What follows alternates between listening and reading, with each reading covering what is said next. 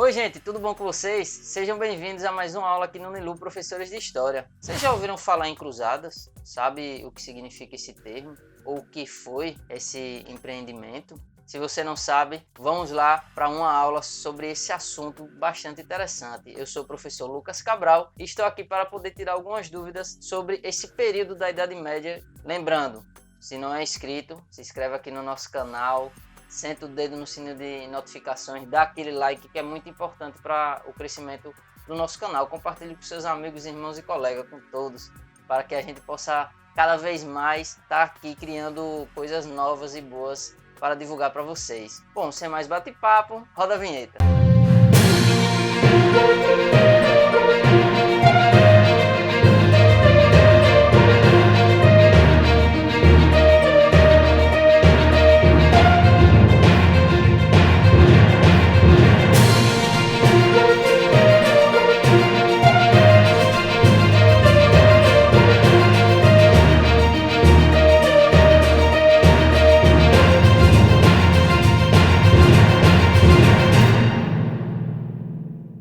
Bom, gente, para início, aqui como introdução, devemos entender primeiro como foi as peregrinações dos cristãos na Idade Média. Desde o início da Idade Média, ali no século V, eles tinham três pontos principais de peregrinação e penitência. Penitência, pessoal, são aquelas pessoas que fazem um certo tipo de sacrifício, não pegar um bicho e tal.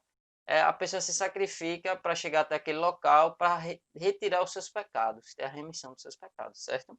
Isso é penitência. Bom, peregrinação ou penitência para três lugares distintos. Roma, Santiago de Compostela, que é ali na região ibérica, e Espanha atualmente, e Jerusalém, lá na Palestina. Essas peregrinações eram normais pelos cristãos, pelo mundo cristão ocidental e oriental, mas ali para Jerusalém, ok? Eles tiveram essas peregrinações durante esses anos todos.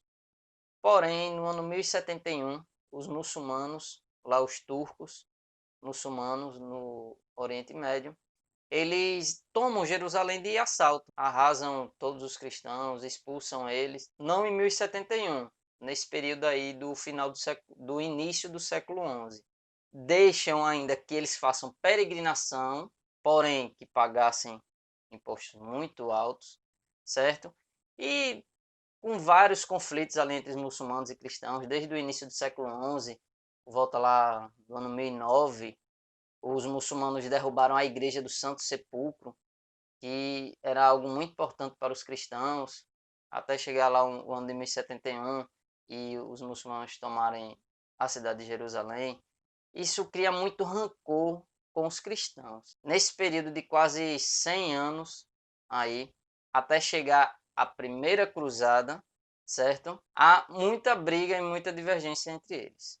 Daí, no ano 1095, um papa chamado Urbano II convoca um concílio chamado Concílio de Clermont, lá na França, certo? Para poder chamar todos os nobres, os fiéis da igreja cristã, para fazer um movimento e rumar lá para Jerusalém. Não só Jerusalém, para tomar a Terra Santa para os cristãos. Exemplo, Jerusalém, Nazaré, Belém são uma das cidades que fazem parte ali da Terra Santa, entre outras, certo? Acre também. Daí o Papa Urbano II convocou todos lá. Meu povo, vocês têm que tomar a Terra Santa lá dos infiéis. Falou com os nobres, com os reis, imperadores, cavaleiros. Todos vocês, meus irmãos, vocês têm que tomar essa terra desses infiéis, expulsar para bem longe. Com esse discurso que ele foi fazendo, ele foi criando voz. E essas pessoas começaram a ouvir bem eles. Mas, para a gente poder entender bem que não só foi apenas o poder divino lá que movimentou esse povo todo lá para Jerusalém, nós vamos entender o seguinte: a Europa estava vivendo aquela transição, certo? Transição de que forma? Quem não assistiu o revigoramento do comércio das cidades da Idade Média, que eu fiz a videoaula, vou deixar o card aqui para vocês acompanharem, que tem muito a ver as cruzadas com esse revigoramento da cidade, certo? E também aquele início, as técnicas e inovações que estavam surgindo na Idade Média. Eu vou deixar também esse outro card aqui para vocês olharem. a população estava crescendo, estava havendo muita marginalização, o alimento estava ficando escasso, ou seja, começou a ter muito roubo, começou a galera a virar ladrão. Também vamos entender que esse aumento da população, os nobres e o papado não estava gostando muito. Tava, como eu falei, tendo esses roubos todos lá, tava tendo muita marginalização e esse aumento populacional não estava sendo muito bom para a Europa. Vamos entender porque o nome Cruzadas. Eles se reconheciam como cruzados? Ainda não, gente. Cruzado foi bem depois, quando se começou a ter o entendimento dessa expedição militar religiosa para lá para Jerusalém. Cruzado, gente, porque quando o Papa Urbano II convocou esse povo para poder tomar a Terra Santa dos infiéis muçulmanos, eles pediram que o Papa abençoasse eles e que permitisse que eles fossem com a cruz na roupa. Ou seja, os cavaleiros em seus escudos, em suas armaduras, eles fizeram uma cruz, certo? Para poder ter aquela imponência, entendeu? Eles se sentiam realmente abençoados para poder tomar a cidade lá de Jerusalém dos infiéis muçulmanos. Bom, gente, como vocês já conheceram aí, que é a cruz, né? Que eles botavam em suas armaduras, roupas, escudo, capacete, faziam um jeito de parecer com a cruz. Eles foram chamados de cruzados. Isso como lembrando, pouco tempo depois, eles se sentiam como soldados de Cristo, certo? Não vão também cair acreditando cruzadas, porque eles cruzavam da Europa até lá Jerusalém, fazer esse cruzamento. Não tem nada a ver. Tem muita gente que está postando vídeo aí dizendo que é por causa disso. Não, é por causa dessa cruz, certo? Bom, pessoal, essa reunião aí juntou muitos povos, entre nobres e pessoas de muito baixa renda, certo? Para poder ir lá tomar a Terra Santa. Porém, antes de eu falar da primeira cruzada, de 8 que teve, certo? 8 oficiais. Tiveram várias outras assim quebradas que não foram oficiais. Dessas 8 oficiais, eu vou comentar as 4 mais importantes. Antes de comentá-las, eu vou falar sobre a Cruzada Popular. Essa Cruzada Popular teve como, vamos dizer assim, líder um monge chamado Pedro Ermitão, certo? Que, abençoado pelo Papa, ele conseguiu reunir a maior camada da sociedade europeia. Que quem eram? Eram os nobres? Claro que não. Eram as pessoas comuns, os pobres, que era grande quantidade de gente, ladrões, mendigo, uma galera assim, entendeu? Por quê? Lembra que eu falei que houve um aumento populacional? Os nobres e o clero estavam querendo fazer o quê? Botar esse povo para ir para lá para diminuir mais, porque estava faltando grão. Ou seja, tinha que abastecer primeiro o clero e quem tinha grana, né? Aí foi um meio também deles conseguirem botar esse povo para sair mais da Europa. Não é só motivo religioso, não, ok? E esse Pedro Ermitão consegue uma gama de gente para levar para lá. Ele vai, vai. Muita gente vai, vai. Muita gente morreu, oi. Assim, porque eles não foram como exército, gente. Eles foram mais como peregrinos. Foi um exército para proteger, mas não adiantou nada. Quando chegou lá os muçulmanos, quando viram, foi vindo uma leva, daqui a pouco vindo mais, eles perceberam que eles não estavam com o exército, acabou-se um massacre, pessoal, essa cruzada popular, ok? Daí, no ano de 1099, 1096, certo? A 1099, houve essa primeira cruzada oficial, certo? Foi comandada, chamada de Cruzada dos Nobres, que a maioria foram cavaleiros e nobres, certo? Não foi muito príncipe, imperador, porque tem aquele negócio da primogenitura, ok? Primogenitura o quê? O filho mais, o primeiro filho do rei era o seu sucessor. Eles têm esse medo. Aí só foi do segundo filho para lá, que era nobre, ok? Em torno de 50 mil homens.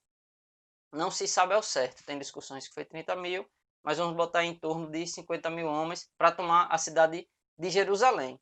Essa primeira cruzada é muito importante a gente entender, porque ela conquistou Jerusalém, expulsou os muçulmanos. Ou seja, eles subiram o ego da população cristã. Tomando a cidade, eles fundam o Reino de Jerusalém. Pessoal, vamos entender aqui um pouquinho dos motivos que essas cruzadas foram convocadas. Foi apenas um motivo religioso? O povo ir lá ter a sua remissão dos pecados? Foi por motivo econômico? Ou foi isso tudo aí junto e misturado? Bom, os dirigentes da igreja estavam querendo fazer o quê? Deslocar essa maior parte da população para lá, para a Terra Santa. Uma forma de reduzir cada vez mais ali aquele povo na Europa que não tinha, não estava fazendo nada, estavam virando marginais, mendigos, bandidos e por aí vai. Os nobres estavam percebendo que esse negócio ali na Europa estava ficando ruim, porque estava tendo muita violência, saques em cidades, tentativas de tomada de castelos e por aí vai. Aí, ou seja, o dirigente da igreja, junto com os nobres, estava querendo fazer isso. Bota esse povo para lá. Os mercadores, ali principalmente de Gênova, de Veneza, eles ambicionavam aquele comércio com o Oriente, porque aí estava lucro. Os grandes nobres também de lá e o clero também viam esse comércio que era bom. Mas principalmente os comerciantes ambicionavam o lucro, certo? Se interligar lá com o mercado oriental, porque lá tinha o que? Seda, sal, especiarias que não tinha na Europa. Os nobres, não só com essa intenção com os comerciantes, mas os nobres somente propriamente dito, eles tinham qual interesse? Riqueza, conquistar terras, porque já não bastava para eles terem aquelas terras todas na Europa, né? Eles queriam mais. E também queriam obter riqueza, porque as riquezas lá estavam entrando em escassez, devido a esse grande aumento populacional, tendo pouco alimento. Os cofres dos nobres estavam diminuindo, eles estavam com esse objetivo, em principal, certo? E o povo comum, o povo que eles chamavam de marginais, eles estavam em busca de redenção. Redenção, professor? Que palavra é essa? Eles queriam a remissão dos pecados, queriam procurar uma vida nova, eles queriam ir ali tirar aquelas mágoas, aqueles rancores, o que eles acreditavam de pecado que tinham cometido. Eles queriam uma renovação em sua vida. Iremos comentar agora sobre a Segunda Cruzada, pessoal. Bom, essa cruzada foi importante não para os ocidentais, e sim para os muçulmanos. Lá por volta do ano 1144, um pouco antes, os muçulmanos tomaram de volta Jerusalém. Eles reconquistaram Jerusalém, certo? Para vocês verem aí, passou um bom tempo nas mãos dos cristãos, fundou-se o reino de Jerusalém, o primeiro rei foi Balduíno I, certo? Eles ali conseguiram manter os muçulmanos afastados, as peregrinações voltaram a rolar ali, para aquela coisa boa, o povo cristão indo lá para Jerusalém, todo mundo conseguindo tirar seus pecados. Mas na Segunda Cruzada só aconteceu porque os muçulmanos reconquistaram Jerusalém e tomaram ela de volta. Essa Segunda Cruzada que foi convocada, graças aos muçulmanos, nós podemos falar isso, porque eles tomaram de volta Jerusalém para eles. O Papa da época convocou essa cruzada, chamou de novo todos os nobres, a população, nós temos que tomar novamente a Terra Santa, não pode ficar na mão dos infiéis, certo? Vamos para lá. Aí juntou várias pessoas de novo, nobres, rumaram para Jerusalém, conseguiram tomar um forte lá que tinha no Egito, conseguiram tomar algumas cidades, chegaram a Jerusalém, perderam. Não conseguiram entrar, certo? Os muçulmanos, lá com sua estratégia toda, conseguiram reter os cristãos e botaram para fora. Vamos agora, pessoal, entender a Terceira Cruzada. Essa Terceira Cruzada é muito interessante porque ela foi chamada de a Cruzada dos Reis. Justamente, professor, vamos lá. A Cruzada dos Reis. Por quê, pessoal? Alguém já ouviu falar aqui de Ricardo Coração de Leão? Um rei inglês muito famoso. Bom, ele estava atuando aí nessa cruzada. Já no final ali do século XII, 1189 a 1192, certo? Empreende-se essa Cruzada dos Reis, conhecida como Terceira Cruzada, pois o rei Ricardo Coração de Leão, o imperador do Sacro Império Germânico, Frederico Barbarossa, que é Barba Ruiva, no caso, e o rei da França, foram juntos com os seus cavaleiros tentar tomar a cidade de Jerusalém.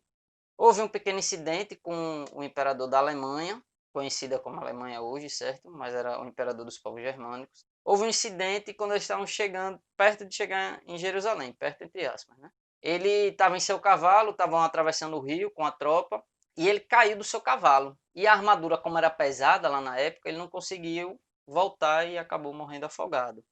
E só os dois reis, Inglaterra e França, conseguiram chegar até Jerusalém. Houve um embate, fizeram cerco, batalha para lá, batalha para cá, tentaram entrar, não foram, foi, não foi. Acabou, perderam de novo, certo? Na segunda não conseguiram, na terceira de novo não conseguiu, voltaram derrotados novamente, porém Ricardo Coração de Leão era tido também como um rei muito sábio, estrategista. Ele conseguiu conversar com Saladino, também informar para vocês, desde a segunda cruzada, Saladino já estava tomando conta dali de Jerusalém, famoso sultão Saladino. Ele era sultão do Egito e de vários povos muçulmanos. Nessa terceira cruzada, Ricardo Coração de Leão, junto com Saladino, firmaram um acordo. Não, os cristãos não conseguiram a cidade de Jerusalém, mas eles firmaram um acordo de que os cristãos pudessem peregrinar tranquilamente para a Terra Santa. E Saladino o garantiu e assim foi feito.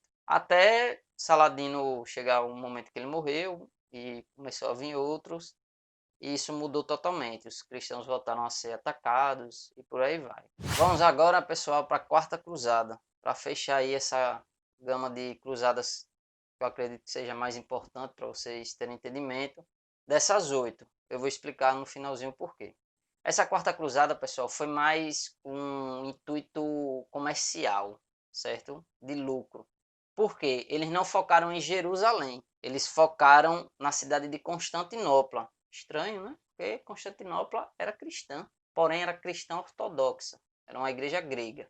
Eram os ortodoxos gregos considerados, né? Já há algum tempo havia muita briga entre os cristãos apostólicos romanos e os cristãos apostólicos ortodoxos. Mas isso é para uma outra aula para vocês entenderem por que essa briga. Okay? A Quarta Cruzada, inflamada mais pelos comerciantes genoveses e venezianos, eles deram navio, dinheiro, juntaram os nobres que tinham interesse de pegar terras e ter lucro ali, estabelecer um comércio, e foram. Rumaram para Constantinopla, devastaram quase por completo Constantinopla, matando quase todos os seus irmãos cristãos. Foi uma briga entre cristão e cristão. Certo? Foi até conhecida como uma das brigas piores. O Papa não gostou, ficou muito brabo, vamos dizer assim, né? Porém, eles conseguiram tomar Constantinopla.